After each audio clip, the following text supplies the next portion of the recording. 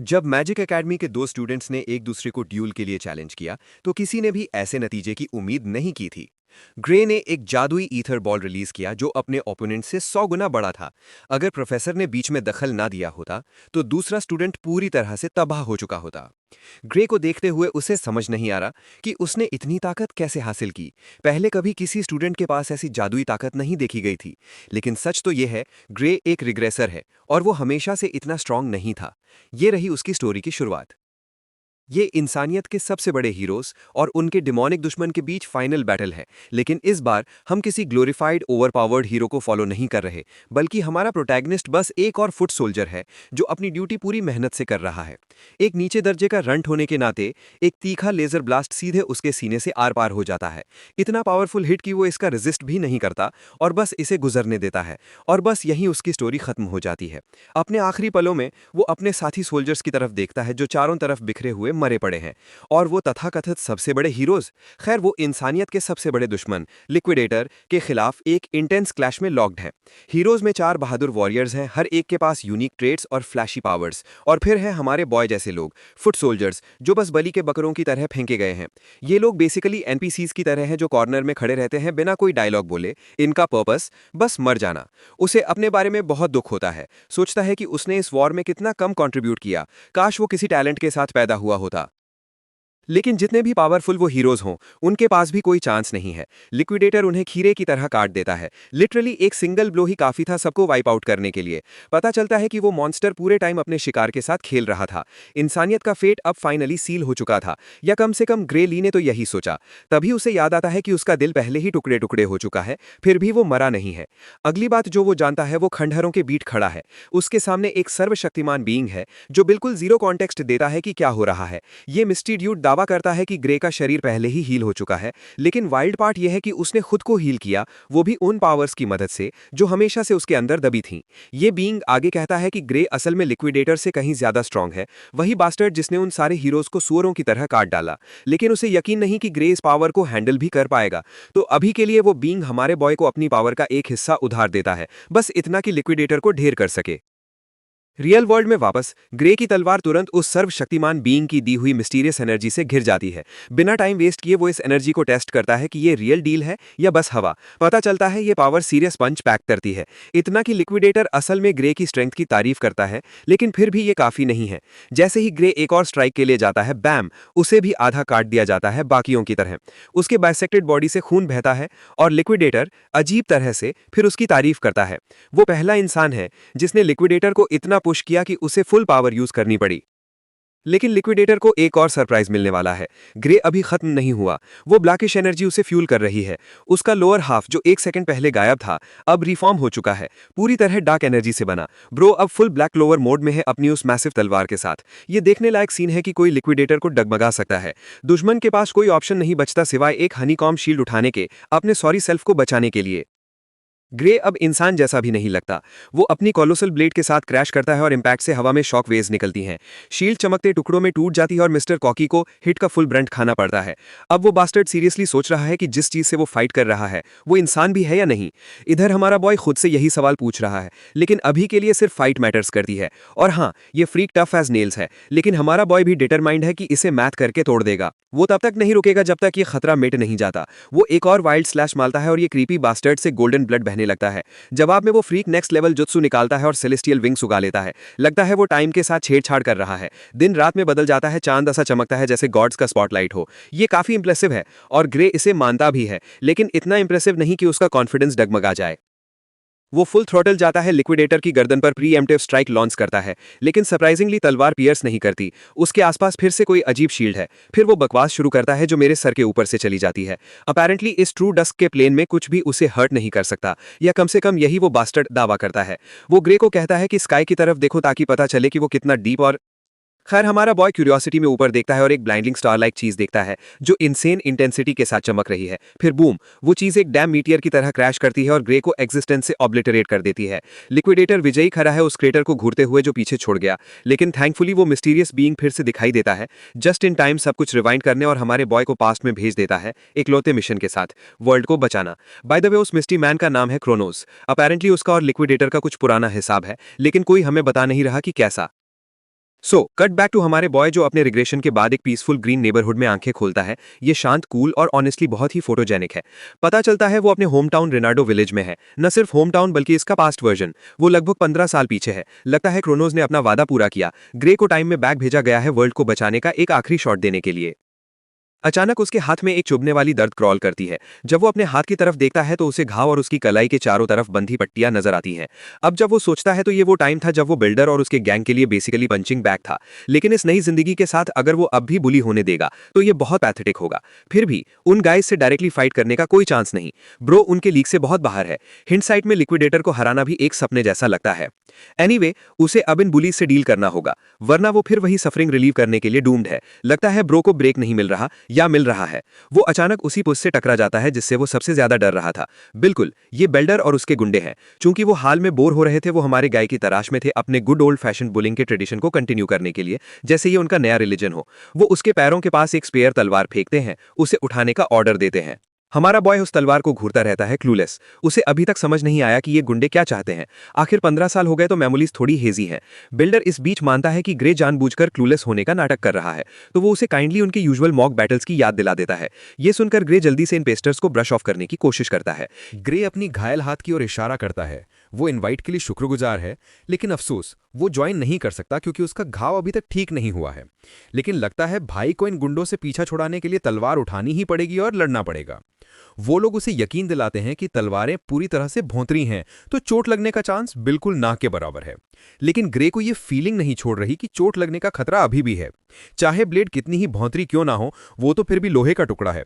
एक गलत जगह पर गलत हिट और तुम्हारा स्वर्ग के लिए वन वे टिकट बुक हो सकता है। खैर, उसका पॉइंट तो सही है। बॉल्स पर एक हल्का सा टैप और तुम जमीन पर दर्द से दौरे हो जाओगे। लेकिन ये लोग ग्रे की बातों की लॉजिक को समझ नहीं रहे। बेल्डर अपनी पोजीशन लेता है, हमला करने को तैयार।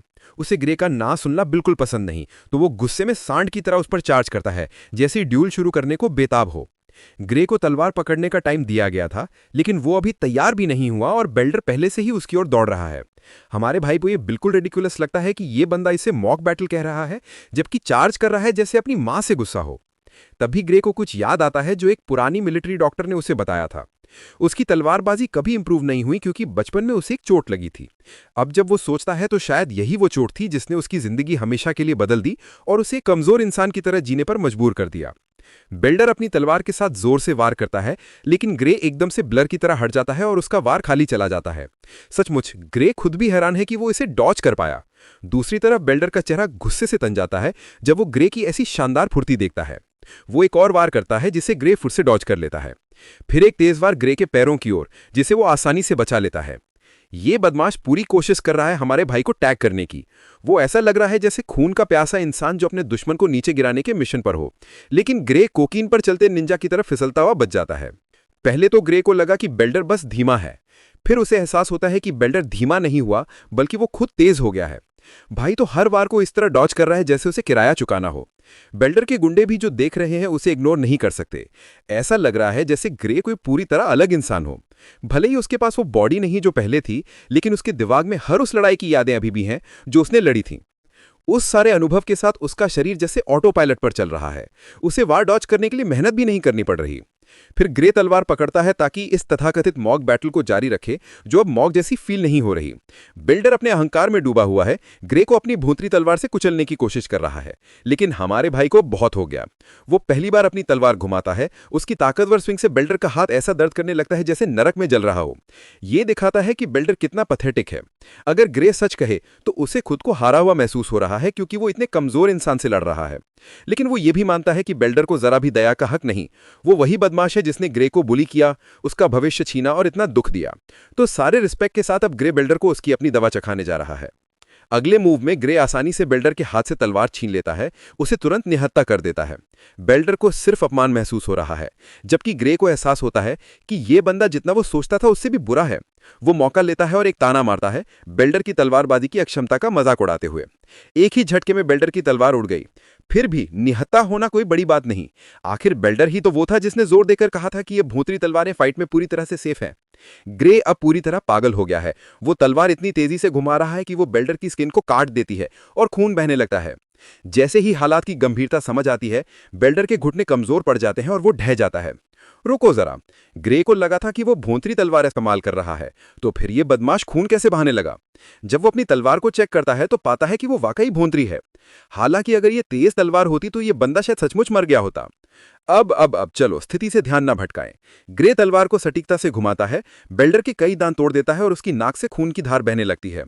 हमारा भाई इस बदमाश पर पूरी तरह हावी हो रहा है, उसी जिंदगी भर के लिए ठंडक दे रहा है। हमेशा मजेदार होता है जब घमंडी लोग रोते हुए गड़बड़ में बदल जाते हैं।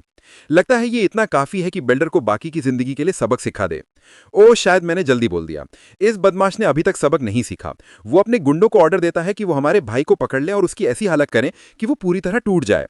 गुंडे हिचकिचाते हैं और वजह साफ है, उन्होंने अभी अभी अपने बॉस को एक पैथेटिक कुत्ते की तरह पिटते देखा है। तो उसी हालत में जाने का कोई मतलब नहीं जब उनके पास बचने का पावर है। एक बंदा सजेस्ट करता है कि वो सब एक साथ अटैक करें ताकि ग्रे को ओवरवेल्म कर सके। तीनों तेजी से एक्शन में आते हैं, हमारे भाई को हर दिशा से घेर लेते हैं। लेकिन ग्रे हमेशा की तरह नॉनचलांट है। अगर ये लोग इतनी बेताबी से अपनी डेथ विश पूरी करना चाहते हैं तो हमारा भाई इसके लिए पूरी तरह तैयार है। सब उस पर झपटते हैं उसे यहीं खत्म करने के इरादे से। पहले तो ग्रे को इन गुंडों पर जरा सी हमदर्दी थी और उसने सोचा था कि वो इन्हें छोड़ देगा, लेकिन लगता है ये तब तक नहीं रुकेंगे जब तक इन्हें सबक ना मिल जाए। तो वो इन गटर गॉब्लिन्स को वो देते हैं जो इन्हें सचमुच डिजर्व करते हैं। ज्यादा देर नहीं लगती और इनके चेहरे एक बबून के पीछे की तरह सूज जाते हैं, जैसे किसी ने इनका अनफॉरगिविंग फेस मसाज कर दिया हो। एक बार फिर ग्रे को ये रिडिकुलस लगता है कि ये रोते हुए इमोजी जैसे इंसान कभी उसके सबसे बुरे नाशमार हुआ करते थे। उसे याद आता है कि ये ग्रुप अभी सीरिया के तलवारबाजी डोजो के स्टूडेंट्स हैं। बेल्डर कबूल करता है कि वो लोग उस डोजो के स्टूडेंट्स हैं, हालांकि हाल में वो वहां नहीं जा रहे क्योंकि इन सॉगी बिस्किट को लगता था कि वो पहले से ही काफी पावरफुल हैं। भले ही ये किसी ताकतवर इंसान के लिए बहुत नीचा स्टैंडर्ड है, लेकिन ग्रे को डोजो से ज्यादा उम्मीद भी नहीं है। वो डोजो में ज्वाइन करने की इच्छा दिखाता है और चाहता है कि ये गुंडे उसका रेफरल बने। बेल्डर इस रिक्वेस्ट को पूरा करने से मना कर देता है। आखिर वो परिणामों की कल्पना नहीं कर सकता जब उसके मास्टर को पता चलेगा कि उसकी कितनी पैथेटिक तरीके से पिटाई हुई है। ग्रे जानता है कि इन लोगों से कैसे डील करना है। वो बस अपनी तलवार को इधर उधर घुमाता है इन बदमाशों को डराने के लिए और इशारा करता है कि अगर उन्होंने नहीं सुना तो क्या हो सकता है। मजेदार बात यह है कि यह छोटा सा धमकी एक चमत्कार कर देता है। बेल्डर ना सिर्फ सबक सीख लेता है, बल्कि उस पिटाई ने उसे चीते की स्पीड दे दी। वो सचमुच अपने दोस्तों को पीछे छोड़ते हुए डोजो की ओर सड़क पर तेजी से भागता है। थोड़ी देर बाद वो लोग टाउन में दाखिल होते हैं। चलते चलते बेल्डर अपनी उत्सुकता जाहिर करता है कि ग्रे डोजो में ज्वाइन करने में इतना इंटरेस्टेड क्यों है। पता चलता है कि इस डोजो के पास अकेडमी के लिए एक रिकमेंडेशन स्लॉट है। हमारे भाई को ज्यादा कुछ कहने की जरूरत नहीं, क्योंकि उसे यकीन है कि बेल्डर इतना मैच्योर है कि उसका मेन गोल समझ लेगा। एक बंदा सोचता है कि ग्रे को अकेडमी ज्वाइन करने की जरूरत ही क्यों है जब वो पहले से ही इतना पावरफुल है। इन बदमाशों को क्या पता हमारा भाई इतना नीचा बार सेट नहीं करता। उसके पास काफी का अपना डेफिनेशन है। उसे वो दिन साफ याद है जब सारी इंसानियत के हीरोज एक पल में सुअरों की तरह काट डाले गए थे और वो दुनिया की सबसे ताकतवर लाइनअप मानी जाती थी। हीरोज को भूल जाओ, यहां तक कि वो भी उस बदमाश को अपनी सारी रहस्यमयी ताकत के बावजूद खरोच तक नहीं कर पाया था। सिर्फ भगवान जानता है कि उस बदमाश को हराने के लिए कितनी ताकत काफी होगी। हालांकि उस वक्त तो वो पूरी तरह निराश नहीं था जिस पल उसे वो बैडएस डार्क पावर्स मिली थी। वो अपने आप को एक सर्वशक्तिमान प्राणी की तरह महसूस कर रहा था जो कुछ भी नष्ट कर सकता था। लेकिन जो चीज उसे रोक रही थी वो थी तलवारबाजी की कला में उसकी कमी। वो अब तक सिर्फ कुछ ट्रिक्स पर निर्भर था जो उसने तलवार के संत से सीखे थे। काश उसने तलवारबाजी में और समय बिताया होता जैसा कि तलवार के संत ने किया था, तो उसे यकीन था कि वो अकेले ही युद्ध का रुख पलट सकता था। शायद यही वजह थी कि क्रोनोस ने उसे यहाँ भेजा था, ताकि वो अपनी हड्डियां तोड़े और मेहनत करे जब तक कि वो उस अंधेरे रहस्यमयी शक्ति को फिर से संभालने के लायक न बन जाए। थोड़ी देर बाद हम उस मास्टर से मिलते हैं जिसके बारे में वे गुंडे बात कर रहे थे। वो ग्रुप को एक रैंडम सिविलियन के साथ लड़ाई शुरू करने के लिए डांट फटकार लगा रही थी, और इससे भी बुरा, उस सिविलियन को चुनौती देने के बाद उन्हें सिर्फ अपमानजनक हार ही मिली। ये डरावनी औरत तलवारबाजी डोजो की इंस्ट्रक्टर सायरा थी। बेल्डर सफाई देने की कोशिश करता है कि वे वास्तव में किसी को धमकाने की कोशिश नहीं कर रहे थे, ये बस एक नकली लड़ाई थी। लेकिन बेचारा झूठ बोलने की वजह से एक जोरदार झटका खाता है, इतना जोरदार कि वो इस एक तरफा टिकट के साथ चांद पर पहुंच जाए। उसके गुंडे डर से कांप रहे हैं, बस यही चाहते हैं कि किसी तरह आज का दिन निकल जाए। डरो मत लोगो, सायरा कहती है। उसने जो स्टंट अभी किया वो बस इन मूर्खों को एक छोटा सा सबक सिखाने के लिए था। अगर वे निहत्थे इंसान को पीटने को नकली लड़ाई कहते हैं, तो जो उसने किया वो भी नकली लड़ाई ही थी। वो अपनी तलवार बेल्डर के बदसूरत चेहरे की ओर तानती है और उसे तुरंत डोजो से निकाल देती है। सिर्फ उसे ही नहीं, उसके गुंडों को भी बाहर का रास्ता दिखा दिया जाता है। इसके बाद वे दयनीय गुंडे अपने दयनीय लीडर को लेकर दयनीय तरीके से बाहर निकल जाते हैं। सायरा तुरंत पलटती है, अपने घुटनों पर बैठती है और अपने नए रिक्रूट से माफी मांगती है, क्योंकि उसके पुराने स्टूडेंट्स ने उसे बहुत परेशान किया। हमारा हीरो उस माफी को हल्के में लेता है और कहता है कोई बात नहीं, अब बिजनेस की बात पर आते हैं। सायरा ने सुना है कि वो एकेडमी के लिए रिकमेंडेशन चाहता है, जिसकी वो पुष्टि करता है। चूंकि बिल्डर और उसकी सेकेंडरी टीम ने उसे बहुत परेशान किया, सायरा उसके लिए एक रिकमेंडेशन लेटर लिखने को तैयार है। लेकिन उससे पहले वो चाहती है कि वो अपनी काबिलियत साबित करे। दोनों प्रतियोगी एक दूसरे के सामने खड़े होते हैं, लकड़ी की तलवारें हाथ में। सीनियर होने के नाते सायरा उसे उदारता से पहला वार करने का मौका देती है, और बस इसके साथ ही वारों का आदान प्रदान शुरू हो जाता है। वो इतनी तेजी से हिलते हैं कि सचमुच उनके पीछे सिर्फ सिलुएट्स की ट्रेल्स रह जाती हैं, उनके डरावने वारों से। इस दौरान सायरा अपना काम करती है, हमारे लड़के की काबिलियत का आंकलन करती है। वो देख सकती है कि उसकी उम्र के हिसाब से उसकी तलवारबाजी काफ़ी प्रैक्टिकल है। ऐसा लगता है जैसे वो अनगिनत युद्धों से गुजरा हो। अब समझ आता है कि उन बेवकूफ़ों को एक अकेले इंसान ने धूल क्यों चटाई। उसका स्टाइल ज़्यादातर सेल्फ टॉट है, लेकिन कभी कभी उसकी तलवारबाजी अकेडमी में सिखाए जाने वाले स्टाइल से मिलती जुलती लगती है। शायद किसी ने उसे सिखाया हो, हालांकि उसकी तकनीक अभी भी रफ है। लेकिन एक बात तो पक्की है कि उसके पास ढेर सारा रॉ टैलेंट है, जो बस टैप और हार्नेस होने की भीख मांग रहा है। सायरा को लगता है जैसे उसने एक रफ डायमंड ढूंढ लिया हो। अब जब उसने उसका आंकलन कर लिया, वो इस ड्यूअल को अपने आखिरी वार के साथ खत्म करने का फैसला करती है। हमारा हीरो खुद को तैयार करता है और उसका हमला आसानी से रोक देता है। ये मकाबरा डांस फिर से शुरू हो जाता है। भाई लोग, वो सचमुच सायरा के हर हमले को ऐसे रोक रहा है जैसे उसे डैमेज से एलर्जी हो। इससे सायरा थोड़ा एंग्शियस फील करने लगती है। उसकी तरफ से हिचकिचाहट की कमियों से परेशान कर रही है। ऐसा लगता है जैसे उसका कोई भी हमला उसकी पोजीशन को हिला नहीं पा रहा। हेल, वो खुद पर गुस्सा होने लगती है। सोचो, वो एक नकली लड़ाई में जो सिर्फ इस यंग गन की काबिलियत मापने के लिए थी, अपनी पूरी ताकत लगानी पड़ रही है। वो इतना ओवरवेल्म्ड हो जाती है कि उसे डर लगने लगता है। एक पल के लिए वो ऐसा लगता है जैसे कोई राक्षसी प्राणी कुछ बड़ा करने वाला हो। हमारे लड़के के आखिरी स्विंग को आसानी से झेलने के बाद उसे एहसास होता है कि यह बस एक वाइल्ड स्विंग था। उस क्रेजी स्विंग के बाद ग्रे थकावट महसूस करता है और उसकी एनर्जी लेवल गिर जाता है। सायरा उसे उदास देखती है और इसे उसकी डिफेंस में कमजोरी समझ लेती है। वो एक गुस्सैल पत्ती की तरह झपटती है, लेकिन तुरंत चेकमेट हो जाती है। टेबल्स पलट गए, टूटी हुई लकड़ी की तलवार जमीन पर गिरती है और ग्रे खुद को हैरान पाता है। एक सेकंड के लिए उसे वही अंधेरी शक्ति फिर से मिलती है जो उसे लिक्विडेटर के खिलाफ युद्ध में मिली थी। इतना कि उसने अब उस शक्ति का एक हिस्सा इस्तेमाल किया। इसका मतलब है कि रिग्रेशन के बाद भी उसे अपनी शक्तियों तक पहुंच है। लेकिन तभी एक तीव्र दर्द उसकी बॉडी को जकड़ लेता है और वो घुटनों के बल गिर जाता है। वो खड़े होने की हालत में भी नहीं है। सायरा उसकी हालत से घबरा जाती है और मदद करना चाहती है, लेकिन इतनी सी थोड़ी सी शक्ति इस्तेमाल करने के बाद भी ग्रे को एहसास होता है कि उसकी मौजूदा बॉडी उसकी शक्तियों को बर्दाश्त नहीं कर सकती। फिर भी वो हिम्मत जुटाकर अपने पैरों पर खड़ा हो जाता है, हालांकि उसका शरीर कांप रहा है। सायरा को बताने के बाद कि वो ठीक है, ग्रे अपने विचारों में खो जाता है। उसे एहसास होता है कि वो मुश्किल से खड़ा हो पा रहा है, जो इस बात पर जोर देता है कि उसे अपनी शक्तियों के साथ कितना कुशल होना पड़ेगा। ओह, वो ये भी सोच रहा है कि क्या उसे सामने खड़ी अनुभवी तलवार मास्टर को अपनी शक्ति के बारे में बताना चाहिए। सायरा बस उसे एकदम खोया हुआ और कंफ्यूज देखती है। इस बीच हमारा लड़का सिचुएशन को क्लियर माइंड से एनालाइज करता है और निष्कर्ष निकालता है कि उसे किसी को कुछ नहीं बताना चाहिए। आखिरकार उसकी हास्यास्पद कहानी पर कौन यकीन करेगा, और यह भी नहीं कि वो अपनी डार्क पावर्स को अपनी मर्जी से कंट्रोल कर सकता है ताकि दिखा सके कि उसका मतलब क्या है। इसे ध्यान में रखते हुए वो एक मासूम बहाना बनाता है कि उसने बस खुद को ज्यादा थका लिया, लेकिन तलवार मास्टर को उसका बहाना एक सेकंड के लिए भी विश्वास नहीं होता। वो सोचती है कि यह कितना हास्यास्पद बहाना है। कोई रास्ता नहीं कि उसने हमारी तलवार को काट दिया हो जब हम पहले से ही ब्लंट हथियारों से लड़ रहे थे। सायरा इतनी चालाक है कि समझ जाती है कि ग्रे कुछ छिपा रहा है। वर्जिल की बेटी अपनी टूटी हुई तलवार का बचा हुआ हिस्सा हमारे लड़के की ओर इशारा करती है, जिससे ग्रे पूछता है कि क्या कोई समस्या है। साफ तौर पर जिस तरह से वो अपनी रिएक्शन को हैंडल कर रहा है, उससे सायरा समझ जाती है कि वो अभी कुछ भी बात नहीं करना चाहता। उसे चैलेंज करने के बजाय वो उसके फैसले को रिस्पेक्ट करती है और उससे एकेडमी के लिए रिकमेंडेशन के शुरुआती इंटरेस्ट के बारे में पूछती है। हमारा लड़का इसकी पुष्टि करता है, कहता है कि उसने सुना था कि सायरा इस मामले में उसकी मदद कर सकती है। सायरा भी इसे नकारती नहीं। वो जोर देती है कि सिर्फ अपनी अथॉरिटी से वो उसे रॉयल एकेडमी ऑफ स्वॉर्ड्समैनशिप में रिकमेंडेशन दिला सकती है, जो उनके किंगडम की सबसे बेहतरीन एजुकेशनल इंस्टीट्यूशन है। लेकिन हैरानी की बात, वो कहती है कि उसे ग्रे को उस इंस्टीट्यूशन में रेकमेंड करने में कोई इंटरेस्ट नहीं है। वो कहती है कि ग्रे उस एकेडमी के लिए फिट नहीं है। उसके ठंडे शब्द उसे किसी ब्लेड से भी ज्यादा गहरे चुभते हैं। ग्रे खुद को अंदर ही अंदर कोसने लगता है, अपनी काबिलियत पर शक करने लगता है और मान लेता है कि वो बहुत कमजोर है। उसका आखिरी हमला ही एकमात्र उल्लेखनीय चीज थी जो उसने उस लड़ाई में की थी। लेकिन रुको, सायरा ने अभी बात खत्म नहीं की।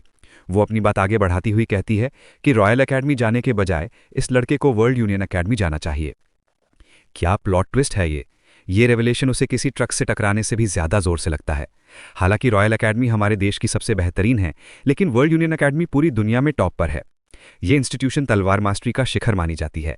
ग्रे के पास शब्द नहीं है, क्योंकि यही मैजिक एकेडमी सबसे मजबूत बैटल स्क्वाड पैदा करने के लिए जिम्मेदार है, जिसमें तलवार की संत एमी जैसे लोग शामिल हैं। वो तुरंत सायरा से सवाल करता है कि क्या वो इतने प्रतिष्ठित इंस्टीट्यूशन में जाने के लिए क्वालिफाइड भी है। लड़की उसके सारे अरमानों को चकनाचूर कर देती है, ये कहते हुए कि जैसा वो अभी है उसके लिए वर्ल्ड यूनियन एकेडमी के दरवाजे से अंदर घुसने का कोई चांस ही नहीं है। तलवार मास्टर जानती है कि ग्रे को अपनी कमियों का अंदाजा है, खासकर उसकी बॉडी की इस दयनीय हालत को लेकर। रॉयल एकेडमी की बात करें तो शायद अपनी तलवारबाजी स्किल्स की बदौलत वो कोई चमत्कार कर पाए, लेकिन वर्ल्ड यूनियन एकेडमी के लिए ऐसा बिल्कुल नहीं है। तो हाँ, अगर वो मेहनत नहीं करता तो उसका तो बजा ही बजा है। यहाँ तक कि सायरा भी हैरान है। इस लड़के के पास तलवारबाजी में गजब का टैलेंट है और फिर भी उसकी बॉडी किसी स्टिकमैन जैसी है। डाउट धीरे धीरे ग्रे के मन में घर करने लगता है और वो वर्ल्ड यूनियन एकेडमी में सामना करने वाले उन राक्षसी अपोनेंट्स के बारे में सोचकर सचमुच चिंतित होने लगता है। ये कोई पार्क में सैर करने जैसा नहीं है और उसकी मौजूदा बॉडी के साथ तो ये सवाल ही नहीं उठता। उसके उदास चेहरे को देखकर सायरा तंज कसती है कि वो कितनी जल्दी हार मान लेता है। हालांकि एकेडमी के एंट्रेंस एग्जाम में अभी पूरे 9 महीने बाकी हैं, फिर भी अपनी काबिलियत पर कम कॉन्फिडेंस की वजह से ग्रे सोचता है कि इतना समय भी उसके लिए काफ़ी नहीं होगा। सायरा उसे हौसला देने की कोशिश करती है, लेकिन वो खुद भी मानती है कि ये समय वाकई कम है। फिर भी वो उसे एक मौका देती है। तलवार मास्टर चाहती है कि वो आने वाले 9 महीनों तक उस पर भरोसा रखे, क्योंकि इस दौरान वो उसे नरक और वापस की सैर करवाएगी। हाँ, कुछ तो कहता है कि वो डेविड गॉगिन्स को हायर करने वाली है और इस लड़के से 3 अल्ट्रा मैराथन दौड़वाएगी, साथ ही 6000 पुलअप्स करवाएगी। खैर, ग्रे मानता है कि भले ही वो कष्ट नहीं उठाना चाहता, लेकिन उसके पास और कोई चारा भी नहीं है। खुद को तैयार घोषित करते हुए वो उम्मीद करता है कि तलवार मास्टर उसका अच्छे से ख्याल रखेगी। सायरा को उसका ये दृढ़ निश्चय पसंद आता है। पहले तो आप लोग सोच रहे होंगे कि ये अच्छा साइन है कि उनकी शुरुआत पॉजिटिव नोट पर हो रही है, लेकिन माहौल तुरंत डरावने मोड़ पर आ जाता है जब वर्जिल की बेटी ऑफिशियली उसके नर्क जैसे ट्रेनिंग की शुरुआत का ऐलान करती है। ग्रे की दर्दनाक परीक्षा शुरू हो जाती है। वो गोकू की तरह ट्रेन करता है और सचमुच उसी की तरह खाता भी है। सायरा उसे सचमुच बुल्किंग फेज में डाल देती है। उसे कुछ संदिग्ध खाने से भी जूझना पड़ता है, लेकिन उसकी टीचर बिल्कुल नरम नहीं पड़ती और उसे हर चीज से गुजरने के लिए मजबूर करती है। उनकी तलवार की ड्यूल्स वैसे ही चलती रहती हैं, जिनका मकसद उसकी तकनीकों को और निखारना है, और फिर बस ऐसे ही 8 महीने बीत जाते हैं। ग्रे को बधाई, क्योंकि इतनी लंबी ट्रेनिंग के बाद उसने एक शानदार शेडेड बॉडी हासिल कर ली है। यहाँ तक कि सायरा भी उसकी फिजिक की तारीफ करती है। अब जब वे यहाँ तक पहुँच चुके हैं, सायरा के पास उसे देने के लिए कुछ बचा ही नहीं है। वो अब रियल वर्ल्ड में जाने के लिए तैयार है, लेकिन उसका इतना ईजी गोइंग रवैया ग्रे को कंफ्यूज करता है, क्योंकि एंट्रेंस एग्जाम में अभी एक पूरा महीना बाकी है। वर्जिल की बेटी उसे याद दिलाती है कि एंट्रेंस एग्जाम की लोकेशन तक पहुंचने में उसे काफी समय लगेगा, इसलिए उसे जल्दी निकलना होगा।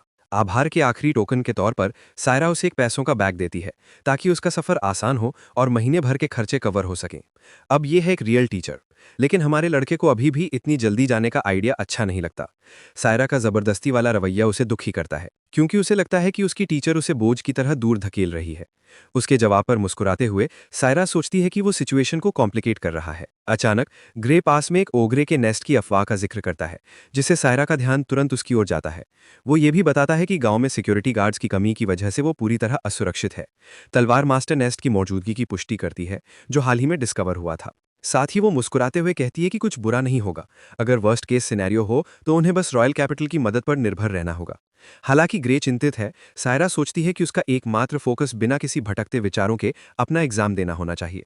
ग्रे के दिमाग में उसे पूरा यकीन है कि उसकी टीचर उससे झूठ बोल रही है, उसे तसल्ली दे रही है ताकि उसे चिंता न करनी पड़े। रॉयल कैपिटल कभी भी एक छोटे से गांव की मदद के लिए नहीं आएगा, और जब ओग्रेस गांव पर हमला करेंगे और उसे तबाह करेंगे तो सायरा की क्रूर मौत निश्चित है। उसकी ओरिजिनल लाइफ में उसने सीखा था कि सायरा अकेले युद्ध लड़ते हुए मर गई थी। खैर, वो उसे ये सब नहीं बताता और बस सिचुएशन को एक्सेप्ट कर लेता है। अपनी टीचर को अब तक की मदद के लिए थैंक्स कहता है। ग्रे तुरंत निकलने की प्लानिंग करता है, जिससे सायरा के चेहरे पर मुस्कान आ जाती है। वो और उसकी 2 बड़ी पर्सनैलिटीज ग्रे के पास होने की दुआ करती हैं। कुछ दिन बाद हमें एक सीन मिलता है जिसमें सायरा एक खतरनाक रास्ते से गुजर रही है ताकि उस ओग्रे नेस्ट तक पहुंच सके। यहाँ पेड़ों पर इंसानों के कंकाल भयानक तरीके से लटके हुए हैं, जैसे एक चेतावनी। सायरा स्काउट की मिली इन्फॉर्मेशन के आधार पर नेस्ट को ट्रैक करने की कोशिश कर रही है। आगे खून का निशान देखकर उसे पता है कि खतरा सामने है, लेकिन कुछ करने से पहले तलवार मास्टर अपने शिष्य की जानी पहचानी आवाज से चौंक जाती है। पेड़ की डाल पर बैठे हुए वो सवाल करता है कि उसकी प्यारी मास्टर इतनी रात गए कहाँ जा रही हैं। उसके सरप्राइज एंट्रेंस से सायरा पूछती है कि वो यहाँ क्या कर रहा है, जब उसे एकेडमी पर फोकस करना चाहिए। जमीन पर लैंडिंग करते हुए वो उसे ताना मारता है कि सवाल तो उसे उससे करना चाहिए। सायरा ने उससे झूठ बोला था जब उसने कहा था कि वो नेस्ट की सिचुएशन को इग्नोर कर देगी और रॉयल कैपिटल को हैंडल करने देगी। एक बहाना बनाते हुए सायरा बताती है कि रॉयल कैपिटल ने अपने पर्सनल मैटर्स की वजह से आने से मना कर दिया, इसलिए उसने ये जॉब खुद ले ली। उसे अपनी तलवारबाजी स्किल्स पर भरोसा है और उसे यकीन है कि नेस्ट में जो भी हो वो उसे हरा सकती है। स्काउट की रिपोर्ट मिलने के बाद सायरा बताती है कि उसका अपोनेंट एक एलीट ओग्रे होगा और उसके साथ लगभग 50 हेंचमैन मॉन्स्टर्स होंगे।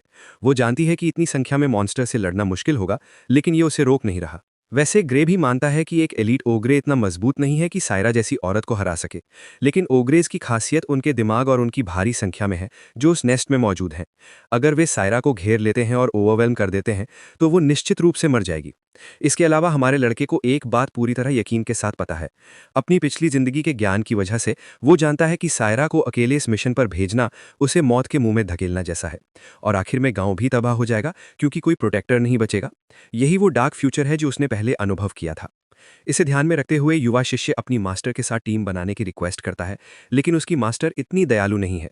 वो कहती है कि वो अकेले ही ठीक है। सायरा को ये समझाने में समय बर्बाद करने के बजाय ग्रे चालाकी से कहता है कि वो रियल कॉम्बैट एक्सपीरियंस हासिल करना चाहता है। वो यहाँ तक कि उसे गिल्ट ट्रिप करता है, पूछता है कि क्या उसे डर है कि वो उसका बोझ बन जाएगा। हालांकि वो स्मार्ट है, उसकी मास्टर उसके इस हास्यास्पद बयान की बेतुकीपन को पॉइंट आउट करती है। उनकी स्किल्स में अब लगभग कोई अंतर नहीं है, यहाँ तक कि नकली लड़ाइयों में सायरा को उससे लड़ने में मुश्किल होती है।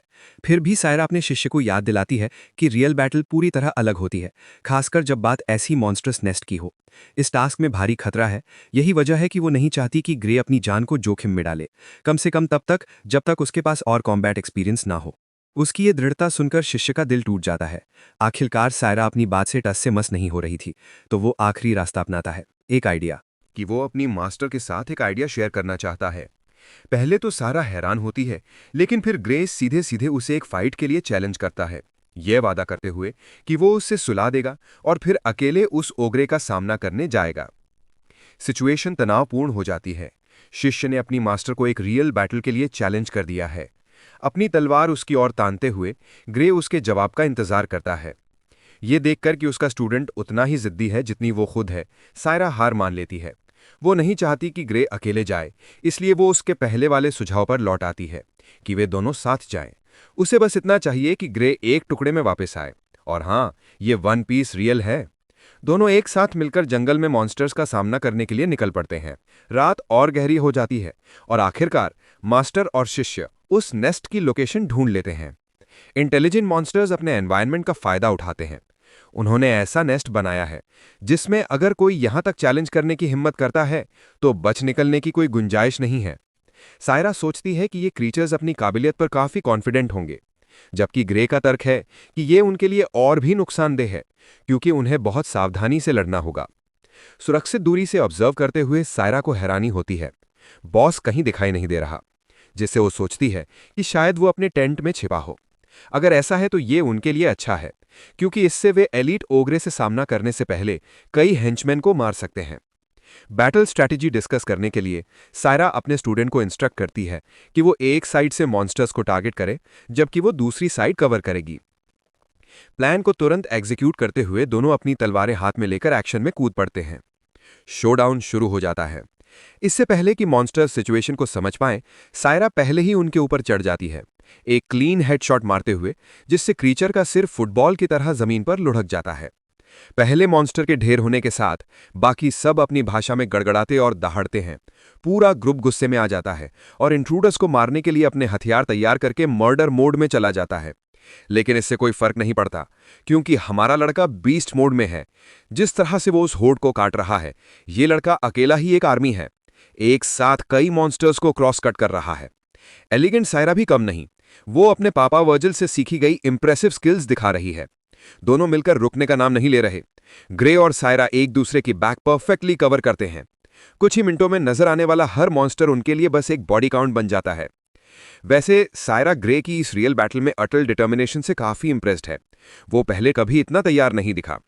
वो अपनी मास्टर को भी अलर्ट रहने की वार्निंग देता है, लेकिन बात यह है कि कुछ तो सिचुएशन उसे अजीब सा फील दे रही है। ये फाइट उनके लिए बहुत आसान रही है, बहुत ज्यादा आसान वाकई, क्योंकि अगर ये वही लेवल था जिसका सायरा को सामना करना था, तो वो अकेले ही इन सबको हरा सकती थी, उसकी हेल्प के बिना। और यही बात उसे एक अजीब सी बेचैनी में डाल देती है। क्योंकि टेंट के अंदर जो भी छिपा है वो अब तक उनके सामना किए किसी भी चीज से कहीं ज्यादा डरावना होने वाला है। तभी उस क्रीचर की खतरनाक आंखें अंधेरे टेंट से चमकती हैं, ग्रे को दूर से घूरते हुए। जैसे ही ग्रे की नजर उस क्रीचर की आंखों से मिलती है, वो सदमे से कांप उठता है। अपनी सारी ताकत के बावजूद वो डर जाता है और अपनी मास्टर से कहता है कि उन्हें तुरंत भागना होगा। सायरा को समझ नहीं आता कि अचानक उसे क्या हो गया। बिना कुछ समझाए वो इतने डर के साथ चिल्लाता है कि भागो कि सायरा उससे सवाल नहीं करती। वो बस उसकी इंस्ट्रक्शंस फॉलो करती है और उसके पीछे पीछे भागने लगती है। जैसे ही वे भाग रहे हैं, आप सोच रहे होंगे कि शायद वो बच निकलेंगे, लेकिन नहीं, क्योंकि उनका डरावना अपोनेंट सचमुच आसमान से एक जबरदस्त वर्टिकल जंप के साथ कूदता है। जब मॉन्स्टर जमीन पर अपने पैर जमाता है और इन हिम्मती इंसानों का सामना करता है तो ग्रे डर जाता है। सायरा का चेहरा भी शौक में बदल जाता है। वो बताती है कि बॉस मॉन्स्टर खुद उनके लिए बैटल करने आ गया है। लेकिन तभी ग्रे एक बम डाल देता है जिसकी किसी को उम्मीद नहीं थी। ये बॉस मॉन्स्टर बिल्कुल भी नहीं है। ठीक उसी वक्त जब वो रियल बॉस की लोकेशन बताने वाला होता है, पीछे से एक राक्षसी आवाज दहाड़ती है। ये उत्तेजक आवाज एक और होठ को उनके पीछे भगाने के लिए उकसाती है। सायरा के लिए ये रोमांचक शोर बहरा करने वाला है, लेकिन ओग्रेस के लिए ये उन्हें बैटल हंग्री मेनियाक्स में बदल देता है। सायरा डर से कांप उठती है, अपने होश को समझ नहीं पाती। कोई क्रीचर है जो एलीट ओग्रे से भी ज्यादा डरावना, ज्यादा खौफनाक है, और वो पूरे ग्रुप को कमांड कर रहा है। आखिरकार ग्रे रिवील करता है कि वो एक ओग्रे जनरल के खिलाफ है। वो ही नेस्ट का रियल बॉस है। मैं आपको याद दिला दूं, वे इस वक्त सचमुच सैंडविच्ड हैं।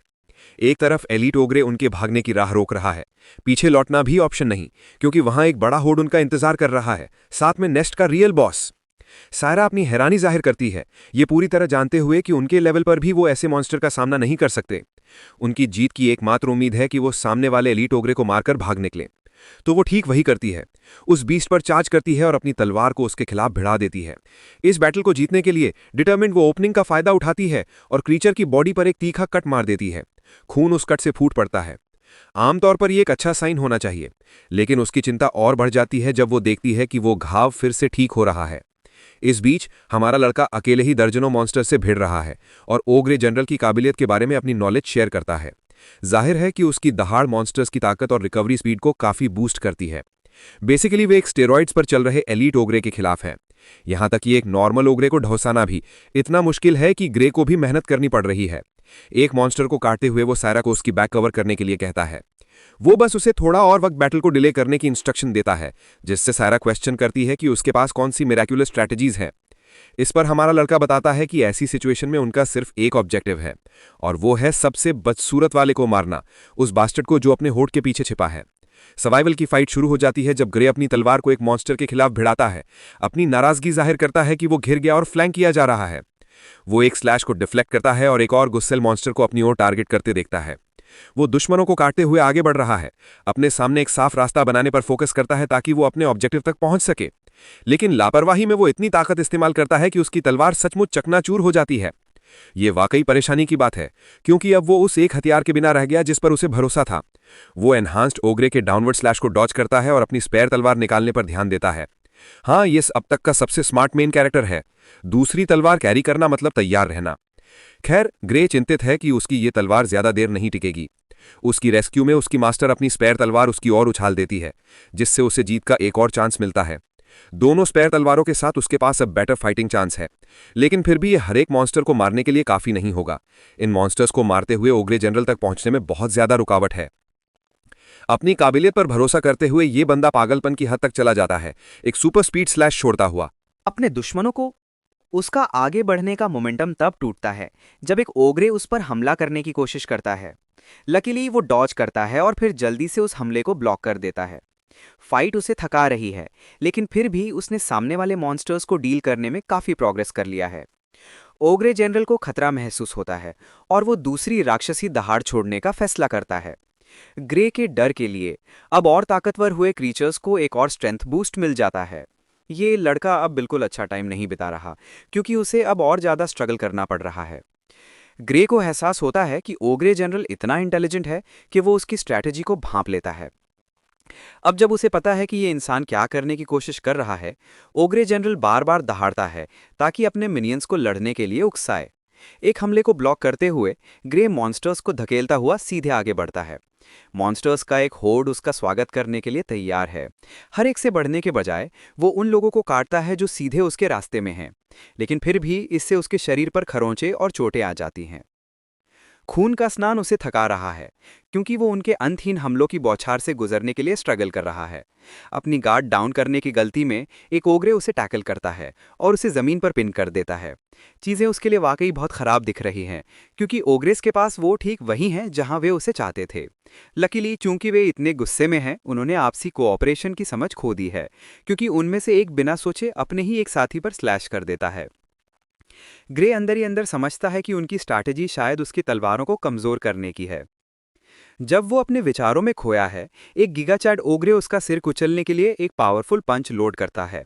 ये डू और डाई सिचुएशन है और वो साफ तौर पर खुद को हिट नहीं होने दे सकता, इसलिए वो अपनी तलवार का इस्तेमाल डैमेज को कम करने के लिए करता है।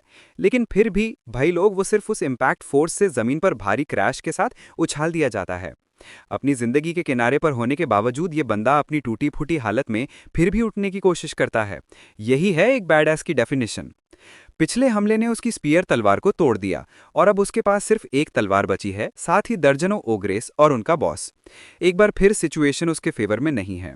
वाकई इससे निकलना लगभग इम्पॉसिबल है। रिग्रेशन के बावजूद वो अपनी मौजूदा सिचुएशन को पूरी तरह समझता है। ग्रे बस जीत नहीं सकता इतने सारे खून के प्यासे मॉन्स्टर्स के खिलाफ जो उसे थका रहे हैं।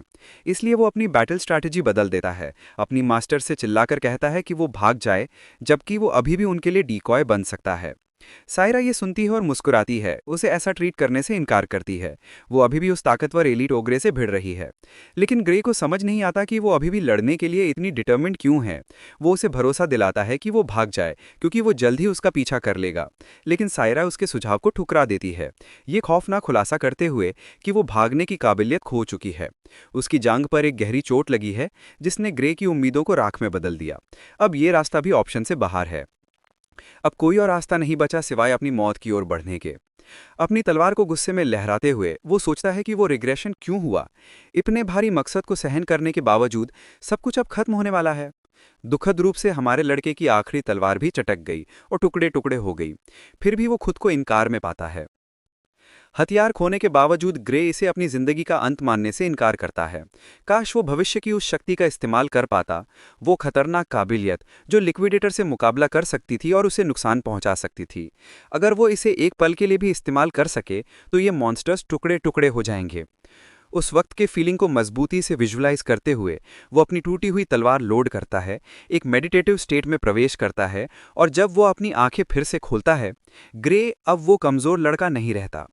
एक सिंगल डार्क बर्निंग स्लैश ओग्रेस को भस्म कर देता है, अपनी जलती हुई काली तलवार के साथ उन्हें राख में बदल देता है। सायरा को भी समझ नहीं आता कि ये आखिर क्या हो रहा है, लेकिन ऐसा लगता है कि हमारा लड़का अभी भी कंट्रोल में है। डार्क पावर्स का इस्तेमाल करने के बाद भी वो उसे राहत की मुस्कुराहट देता है। अगले कुछ सेकंड्स में ग्रे अपनी नज़र में आने वाले हर क्रीचर को काट डालता है, जिसमें ओग्रे जनरल भी शामिल है। उसकी मास्टर भी नहीं समझ पाती कि आखिर ये सब क्या हुआ। वो तो अभी भी सामने वाले एलीट ओग्रे पर फोकस करने में बिजी है। लेकिन अब जब ओग्रे जनरल मर चुका है, उसकी स्ट्रेंथनिंग काबिलियत भी खत्म हो गई है। सायरा समझ जाती है कि अब वो उस बीस्ट को आसानी से मार सकती है, क्योंकि अब उसमें कोई रीजेनरेट करने की काबिलियत नहीं बची। एक वॉलमार्ट वर्जन ऑफ जजमेंट कटन यूज करते हुए वो उस क्रीचर को काट डालती है, ये घोषणा करते हुए कि उसका मास्टर न होने पर ये एलीट ओग्रे कुछ भी नहीं है। आखिरकार वे जीत गए। दोनों ने सारी मुश्किलों के खिलाफ खड़े होकर फाइट जीत ली। इतने सारे ओग्रेस के होल्ड को मिराक्युलसली पछाड़ने के बावजूद ग्रे फिर भी सायरा की तलवार तोड़ने के लिए माफी मांगता है। सायरा उसे बताती है कि ये उसकी जिंदगी बचाने की तुलना में कुछ भी नहीं है। वो तलवार इकट्ठा करती है और उससे उस आखिरी तकनीक के बारे में सवाल करना चाहती है, लेकिन इससे पहले कि वो अपनी बात पूरी कर पाए, हमारा लड़का जमीन पर गिर पड़ता है, आफ्टर इफेक्ट्स की वजह से पूरी तरह बेहोश, जिससे उसकी मास्टर चिंता में उसका नाम चिल्लाती है। पर्सपेक्टिव ग्रे के इनर माइंड में कट करता है। वो अपने आसपास के माहौल पर सवाल करता है और सामने एक चेन से बंधा हुआ फ्लोटिंग डोर देखता है। वो कंफ्यूज्ड है। तभी वो डोर वही डार्क एनर्जी रिलीज करता है जो वो अपनी काबिलियत के जरिए इस्तेमाल करता है। अचानक उसे एक रियलाइजेशन होता है, ये उसकी अपनी शक्ति है। वो सोचता है कि अगर वो उस डोर को तोड़ने में कामयाब हो गया तो क्या होगा। आखिरकार वो उस शक्ति को हासिल कर सकता है और उसे अपना बना सकता है। इसे आजमाने के लिए डिटरमिन्ड वो आगे बढ़ता है, लेकिन जैसे ही वो अपना पहला कदम रखता है, एक घातक सेंसेशन उसकी बॉडी पर हावी हो जाता है जो उसकी आत्मा को डरा देता है। और ये सिर्फ एक कदम उठाने के बाद हुआ। ग्रे इतना डर जाता है कि वो पीछे हट जाता है। उसे अपनी शक्ति के सोर्स के बारे में सारे जवाब नहीं पता, लेकिन एक बात उसे अभी क्लियर है कि अगर वो अपनी मौजूदा हालत में अपनी शक्तियों को उकसाने की हिम्मत करता है तो इसमें कोई शक नहीं कि वो मर जाएगा। और ये कोई हल्का दावा नहीं है, क्योंकि वो फीलिंग इतनी खौफनाक है कि वो उसे रुला देती है। खालीपन से एक आवाज उसके दिमाग में रेंगती है जो उसकी अभी की डिसीजन की तारीफ करती है। इससे पहले कि ग्रे इसे और प्रोसेस कर पाए, वो पैनिक स्टेट में अपने बेड पर जाग पड़ता है। उसकी मास्टर उसके बगल में है, खुश है कि वो आखिरकार जाग गया। चिंतित होकर वो पूछता है कि वो कहाँ है। सायरा बताती है कि उसने उसे जितनी जल्दी हो सके गांव के इन्फॉर्मरी में पहुंचाया। ये बंदा वाकई पूरे 5 दिन तक बेहोश रहा, और मुझे बहुत खुशी है कि ऑथर ने हर दूसरी स्टोरी की तरह 3 दिन नहीं कहा। सायरा को उसकी जिंदगी की चिंता थी। ग्रे को ये बात समझने में दिक्कत हो रही है कि उस तकनीक के बोझ की वजह से उसे रिकवर करने में लगभग 1 हफ्ता लग गया। सायरा भी मानती है कि उसने उस बैटल में हद से ज्यादा कर दिखाया। ये था सभी ऑड्स को डिफाई करने की डेफिनेशन। फिर भी वो उसकी बॉडी की हालत को लेकर चिंतित है और पूछती है कि क्या वो अच्छे से मूव कर पा रहा है। इसे टेस्ट करने के लिए हमारा लड़का अपनी बाहें उठाने की कोशिश करता है, लेकिन वो कुछ भी नहीं कर पाता। इतनी एनर्जी खर्च करने के बाद वो मुश्किल से इसे इस्तेमाल कर पा रहा है।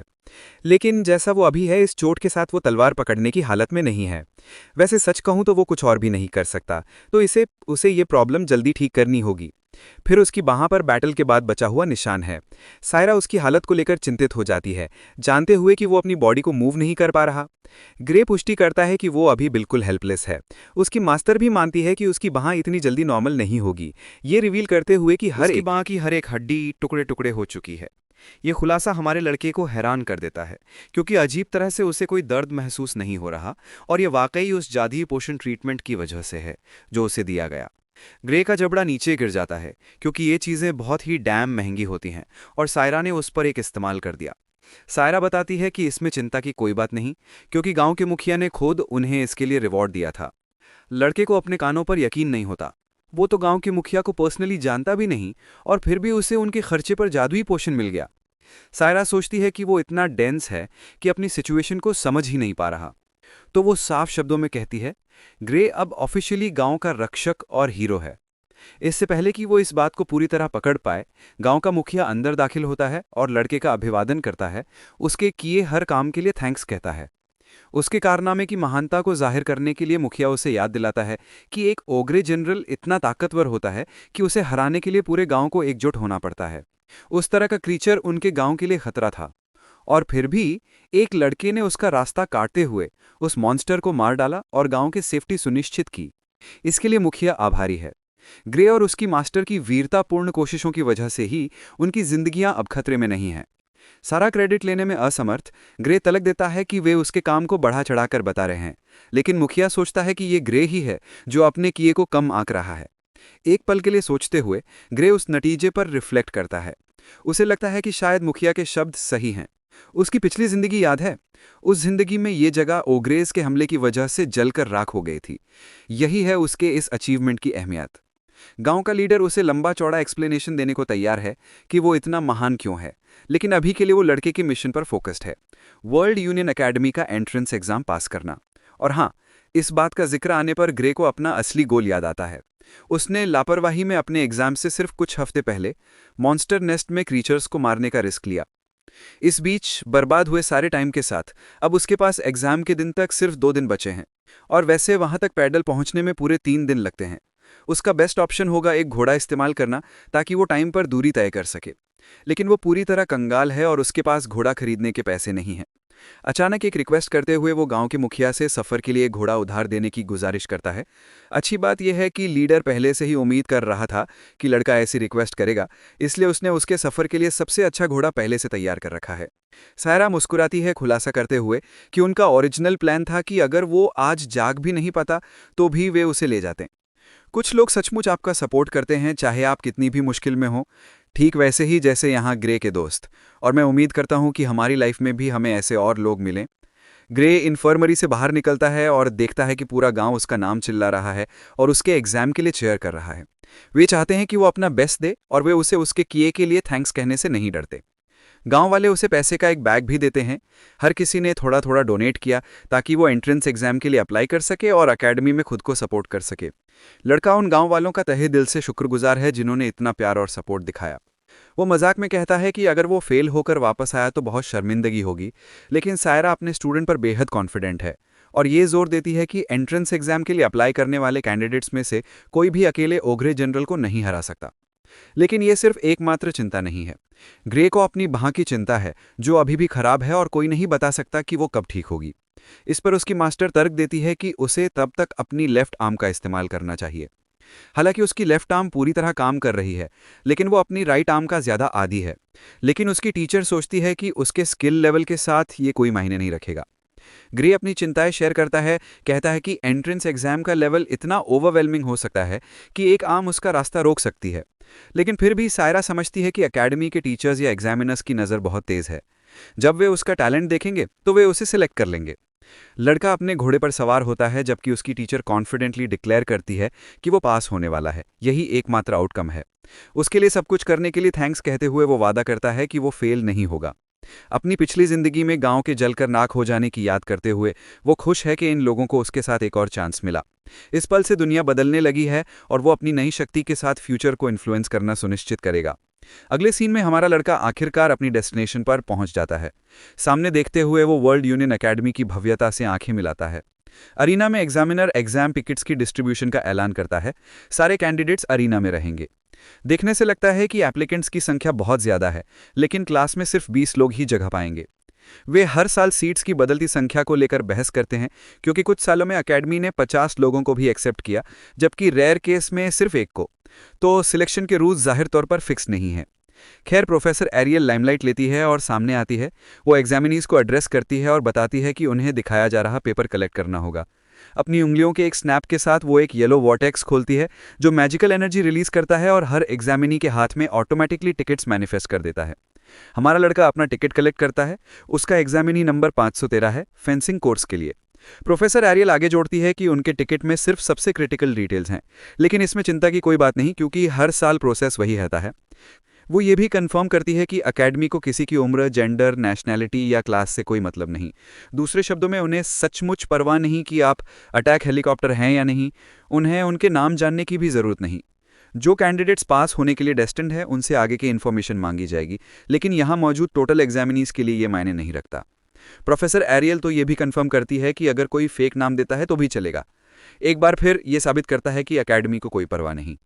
खैर, ट्रबल फिर से हमारे लड़के को ढूंढ लेता है क्योंकि वो आज अपनी तलवार के बिना यहाँ आया है और फिर भी उसे फेंसिंग कोर्स में रखा गया है। ये उसे सिस्टम की लेजिटिमेसी पर सवाल उठाने को मजबूर करता है। एरियल मजाक में कहती है कि उसने हर शख्स को उनके लुक्स के आधार पर कोर्स असाइन किया। आई नो वो शायद परसेप्टिव है या कुछ ऐसा, लेकिन ये कितना फनी है कि 1 मिनट पहले वो डिस्क्रिमिनेशन की बात कर रही थी और फिर ये कहती है।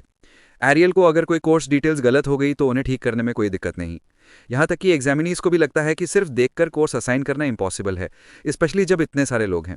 वे जोरदार शक करते हैं कि एकेडमी ने पहले से उनकी इन्वेस्टिगेशन की होगी, तभी उन्हें पता है।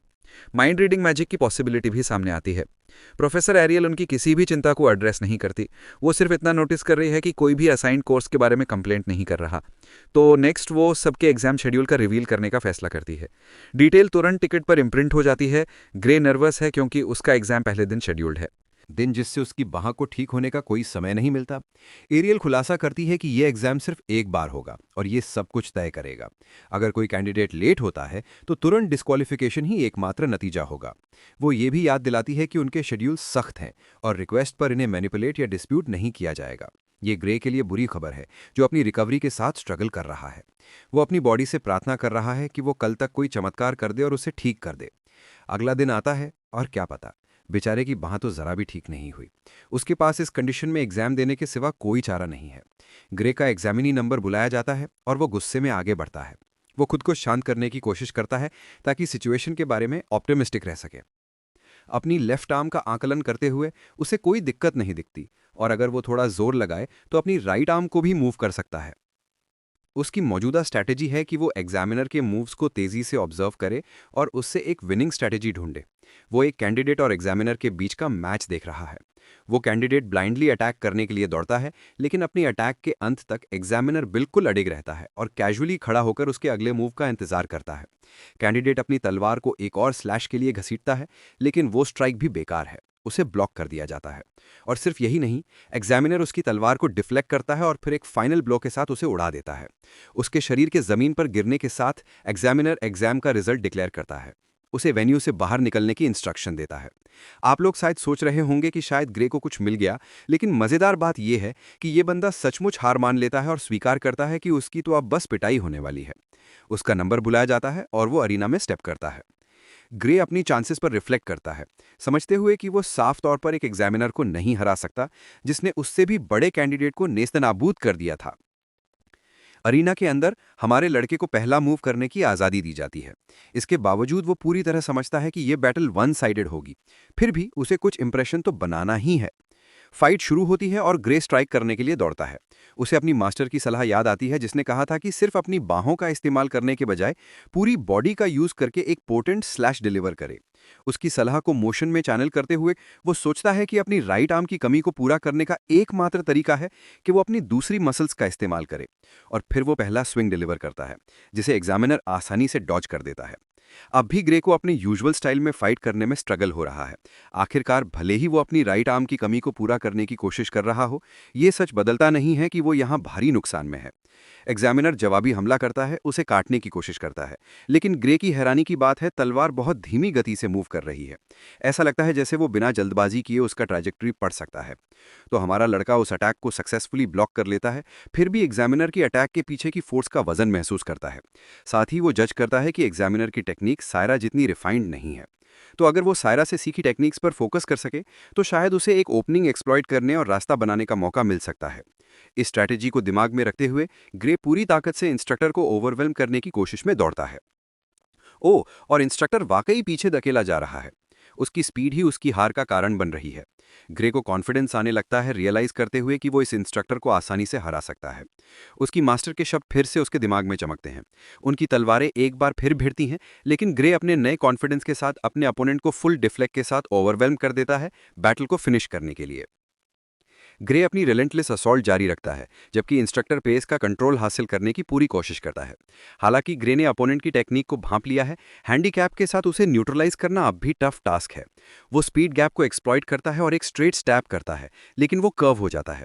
रॉ पावर में अंतर बस बहुत ज्यादा है। 2 हाथों से इंस्ट्रक्टर की फॉर्म तोड़ना आसान कहा जाता है, एक हाथ से तो बिल्कुल नहीं। फिर भी ग्रे की अग्रेशन धीरे धीरे उस नर्ड के मूवमेंट्स को रफ कर रही थी। ये थोड़ा रिस्की होगा, लेकिन वो यहाँ अपनी लक पुश कर सकता है। एक क्लियर प्लान के साथ ग्रे इंस्ट्रक्टर को स्टेज के किनारे तक धकेलने देता है, जिससे डिफेंस में एक बड़ा गैप एक्सपोज होता है। जैसा कि उम्मीद थी, ग्लासेस वो चारा लेता है और फिनिशिंग ब्लो के लिए झपटता है। इंस्ट्रक्टर ने किताब का सबसे पुराना ट्रिक खा लिया। उसने जैसा ग्रे ने अनुमान लगाया था, एक वाइड ओपन स्विंग किया। यंग वॉरियर अपनी स्टांस एडजस्ट करता है और स्विंग को आने देता है। रेकलेस और ग्रीडी पुश से ज्यादा ओपनिंग एक्सपोज करने वाली कोई चीज नहीं होती। एक बड़ा और प्रिडिक्टेबल स्विंग वही था जिसकी उसे अपनी स्पीड एडवांटेज यूज करने के लिए जरूरत थी। एक पल में वो इंस्ट्रक्टर के वल्नरेबल फ्लैंक तक पहुंच जाता है। चाहे पावर में कितना भी अंतर हो, पीछे से आने वाले एक तीखे वार का कोई डिफेंस नहीं कर सकता। विजय के लिए अपनी तलवार थ्रस्ट करने से मिली सेकेंड्स दूर रेफरी बीच में आकर फाइट के खत्म होने का सिग्नल देता है। ग्रे रुकता है और अपनी तलवार नीचे कर लेता है। मैच खत्म हो गया, लेकिन ये कुछ ज्यादा ही छोटा लगा। एग्जाम का टाइम लिमिट खत्म होने के साथ रेफरी फाइट का रिजल्ट ड्रॉ के तौर पर अनाउंस करता है। युवक गुस्से में दांत पीसता है, वो फेल हो गया। इतनी मेहनत के बाद भी वो इसे पूरा नहीं कर सका। उसने अपनी भरोसेमंद तलवार को एक पल के लिए टाइटली पकड़ा, फिर अपनी ग्रिप रिलीज की। ग्रे स्टेज से बाहर निकलता है और रिजल्ट को ग्रेस के साथ स्वीकार करता है। उसने अपना बेस्ट किया। अगर वो इंस्ट्रक्टर को नहीं हरा सकता, चोट के साथ या बिना, तो उसके बड़े गोल्स उसकी सोच से कहीं ज्यादा दूर हैं। ब्राइट साइड देखें तो अगले साल तक उसकी बांह ठीक हो जानी चाहिए, ताकि वो एंट्रेंस एग्जाम का रीटेक 100% पर कर सके। रिजल्ट जो भी हो, ये एक वैल्यूएबल एक्सपीरियंस था जिसके लिए वो शुक्रगुजार है। एक हफ्ता बीत चुका है जब ग्रे उस ग्लासेस वाले लड़के के खिलाफ जीत से जरा सा चूक गया था। आज वर्ल्ड यूनियन एकेडमी की फैकल्टी मीटिंग रूम 53 में इकट्ठा हुई है, ताकि एंट्रेंस एग्जाम के रिजल्ट्स पर डिस्कस कर सके। व्हाइट हेड ग्रैम्स ने मीटिंग शुरू की, अपने कॉलीग्स को इस साल के बैच पर खुलकर अपनी राय व्यक्त करने का मौका दिया। तुरंत कंप्लेंट्स की आवाजें कमरे में गूंजने लगी। इस साल उन्होंने एक मेथड डिवाइस किया था जिसमें हर प्रोफेसर को एक साथ एग्जाम्स ऑब्जर्व करने थे। ये काफ़ी इनएफिशिएंट और टीडियस था। बेशक कुछ ऐसे भी थे जिन्हें ये फॉर्मेट पसंद आया। वो सिर्फ फैकल्टी की कन्वीनियंस के लिए किसी प्रॉमिसिंग टैलेंट को ओवरलुक नहीं कर सकते। आखिरकार ग्रैम्स ने डिस्कशन को एग्जाम सिस्टम से हटाकर होपफुल स्टूडेंट्स की ओर मोड़ दिया। स्वर्ड्समैनशिप कोर्स से शुरू करते हुए उन्होंने हर एग्जामिनी के मैजिकल रिकॉर्डिंग समन किए ताकि पास हुए लोगों का एक आखिरी बार मूल्यांकन किया जा सके। नेचुरली जिन्होंने एग्जामिनर को सीधे हरा दिया वे पास हो गए। जिन्होंने काम पूरा नहीं किया उनका मूल्यांकन उनके दिखाए गुणों और उन 15 मिनट की क्लैशिंग के दौरान उनके परफॉर्मेंस के आधार पर होगा। जिन्होंने इंस्ट्रक्टर को पूरी तरह पछाड़ दिया उनके अलावा उन्होंने स्टैंड आउट कैंडिडेट्स को नंबर 5, 217 और 753 तक नैरो डाउन किया। सबने सिर्फ इन तीनों के साथ लाइन ड्रॉ करने पर सहमति जताई। अगर वो इससे ज्यादा कम टैलेंटेड लोगों को जोड़ते तो वो बेचारे बच्चे क्लास में रख नहीं पाते। किसी ने इस लाइन का विरोध नहीं किया। तो स्वर्ड्समैनशिप कोर्स के सक्सेसफुल कैंडिडेट्स कंफर्म और लॉक हो गए, या कम से कम ऐसा होना चाहिए था, जब तक एक चंचल आवाज ने कैंडिडेट नंबर 513 ग्रे ली का जिक्र किया। ये आवाज और किसी की नहीं बल्कि रहस्यमयी रेड हेयर्ड प्रोफेसर एरियल की थी। चूंकि उसने एक अननोन नंबर का जिक्र किया, बाकी प्रोफेसर्स ने फुटेज खींचा। उन्हें मानना पड़ा कि अगर 1 सेकेंड और मिलता तो वो युवक शायद जीत जाता, लेकिन उसने सिर्फ ट्रैप सेट करके एग्जामिनर को हराने की कोशिश की। अकेडमी शायद उसके लिए बहुत मुश्किल हो सकती है इस लड़के के लिए। तलवारबाजी में प्रशिक्षित आंखों वाले लोग उसकी सॉलिड टेक्निक, पावर की कमी और शुरू से अंत तक साफ मिसमैच को देख सकते थे। नतीजे में स्वर्ड्समैनशिप कोर्स के प्रोफेसर्स ने कैंडिडेट नंबर 513 को अकेडमी में लेने के आइडिया को खारिज कर दिया। जबकि वे उस लड़के की कमियों का मजाक उड़ा रहे थे, प्रोफेसर एरियल अपने कोवर्कर्स को ऐसे देख रही थी जैसे वे बेवकूफ, बेकार लोग हों। इस कमरे में हर शख्स ने फुटेज देखा था, फिर भी किसी ने भी वो नहीं देखा जो उसने देखा। अगर सब इतने अंधे हैं तो शायद एग्जाम का फॉर्मेट वाकई टाइम की बर्बादी है। फाइनल डेलिब्रेशन के अगले दिन एग्जामिनीज को टाउन स्क्वायर में वापस बुलाया गया। उन्हें सुबह 11 बजे इकट्ठा होने का टास्क दिया गया था। टेंशन हाई थी और हर कोई उस कॉवेटेड एक्सेप्टेंस की उम्मीद कर रहा था। आखिरकार वो समय आ गया। अकेडमी के एक रिप्रेजेंटेटिव ने जोर से अनाउंस किया कि स्वर्ड्समैनशिप कोर्स में 6 कैंडिडेट्स पास हुए हैं। हर कोई अपने स्लिप्स पकड़े हुए था और प्रार्थना कर रहा था कि वो उन 6 में से एक हो। पहले बुलाए गए थे कैंडिडेट नंबर 5 और 217। तुरंत उनकी पेपर स्लिप्स जलकर राख हो गई। इसके बाद आए कैंडिडेट नंबर 432, 615, 753 और 925। बस इतना ही। सैकड़ों में से सिर्फ 6 लोग ही इतने स्किल्ड थे कि दुनिया के सबसे प्रेस्टिजियस ट्रेनिंग इंस्टीट्यूट में एक्सेप्ट हो सके। ग्रे आज थोड़ी सी उम्मीद लेकर आया था, लेकिन ये रियलिटी कि वो शायद उतना अच्छा नहीं है ने उसकी उम्मीदों को पूरी तरह चकनाचूर कर दिया। सक्सेसफुल कैंडिडेट्स को निर्देश दिया गया कि वे ब्रिज क्रॉस करें और दिन के अंत तक एनरोलमेंट प्रोसीजर पूरा करें। जो पास हुए वे नेचुरली उत्साहित और एक्साइटेड थे एलीट की लाइफ में एंटर करने के लिए। जो फेल हुए वे निराशा में सिर झुकाए अपनी नाकामी में डूब गए। स्वर्ड्समैनशिप कोर्स के साथ रिप्रेजेंटेटिव ने सरप्राइजिंगली अनाउंस किया कि एक एग्जामिनी को डिवाइन आई स्पेशल एडमिशन के जरिए सिलेक्ट किया गया है।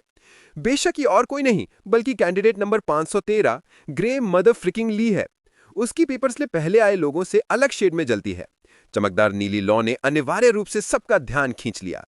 जब उसे लग रहा था कि उसे अपनी चोट को रिहैबिलिटेट करने और एक और साल ट्रेनिंग करनी होगी, ग्रे को पास मिल गया। उसके आसपास के दूसरे candidates divine I special admission का जिक्र सुनकर मजाक में हंसने लगे। ग्रे को कोई अंदाजा नहीं था कि वो किस चीज में फंस गया है। यह पहली बार था जब उसने डिवाइन आई बिजनेस के बारे में सुना था। लगभग हर कोई इसे एक बकवास एडमिशन के तौर पर देखता है, बस किसी अनवर्दी को बैकडोर से लाने का तरीका, जो वर्ल्ड यूनियन एकेडमी के पतन का साइन है। अपने आसपास की तीखी चैटर सुनकर ग्रे को बैकडोर स्टूडेंट कहलाने का आइडिया बिल्कुल पसंद नहीं आया। वो सोचने लगा कि उसे सिलेक्ट कैसे किया गया जबकि उसका अकेडमी में कोई रेलेवेंट कनेक्शन ही नहीं था। उसकी मास्टर के पास इतना पुल तो हो ही नहीं सकता।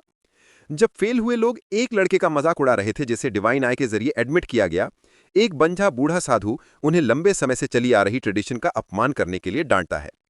जैसा कि बंझा साधु देखता है, ये एडमिशन एक सम्मानित जनक कैटेगरी है जिसने सदी से भी ज्यादा समय तक अनगिनत हीरोज पैदा किए हैं। जैसा कि उम्मीद थी, फेल हुए लोग साधु का भी मजाक उड़ाते हैं, कहते हैं कि वो टाइम के पीछे रह गया है। जरूर डिवाइन आई को पहले जमाने में हीरोज का बर्थिंग प्लेस माना जाता था, लेकिन अब नहीं। हाल ही में डिवाइन आई कैंडिडेट्स में शामिल हैं एमी वाइट, बेला ऑलब्राइट, लीक म्यूलर और जेकब ब्लूमफील्ड। इन चारों में एक बात कॉमन है, हर कोई उन्हें कंप्लीट और अटर फेलियर्स के तौर पर देखता है। लेकिन हम पहले ही ये नाम सुन चुके हैं। नजदीकी फ्यूचर में एमी वाइट स्वॉर्ड सेंट बनने के लिए आगे बढ़ेगी, बेला ऑलब्राइट ग्रेट सेज बन जाएगी और जेकब ब्लूमफील्ड डिवाइन आर्चर का मैंटल लेगा। ये तीनों अपने क्राफ्ट के शिखर तक पहुंचेंगे, लिक्विडेटर के खिलाफ मेन फोर्स के तौर पर।